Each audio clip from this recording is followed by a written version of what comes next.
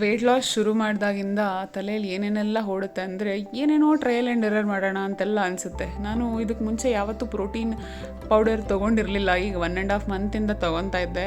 But ಆ 1.5 month ತೊಗೊಂಡ್ಮೇಲೂ ಒಂದು ಸ್ವಲ್ಪ ದಿನ ನಿಲ್ಲಿಸ್ಬಿಡೋಣ, ಅದು ನಿಲ್ಲಿಸಿದ್ರೆ ಏನಾಗುತ್ತೆ, ತೊಗೊಂಡ್ರೆ ಏನಾಗುತ್ತೆ ಅನ್ನೋ ಕನ್ಫ್ಯೂಷನಿಂದ ನಾನು ಲಾಸ್ಟ್ 1 ವೀಕಿಂದ ಪ್ರೋಟೀನ್ ತೊಗೊಂಡಿರಲಿಲ್ಲ. ಇವತ್ತೇ ತೊಗೊಂಡಿದ್ದು. ಯಾಕಂದರೆ ಪ್ರೋಟೀನ್ ಏನಂತ ಡಿಫ್ರೆನ್ಸ್ ತೊಗೊಂಡಿದ್ದಾಗ ಏನೂ ಡಿಫ್ರೆನ್ಸ್ ಇರಲಿಲ್ಲ.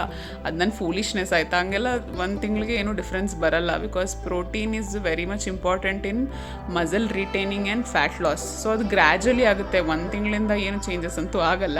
ಸೊ ಅದು ನಂಗೆ ರಿಯಲೈಸ್ ಆಯಿತು. ಸೊ ಇವತ್ತಿಂದ ನಾನು ಮತ್ತೆ ಪ್ರೋಟೀನ್ ಪೌಡ್ರ್ ಕಂಪ್ಲೀಟ್ ಮಾಡಿ ತೊಗೊಳ್ತಾ ಇದ್ದೀನಿ.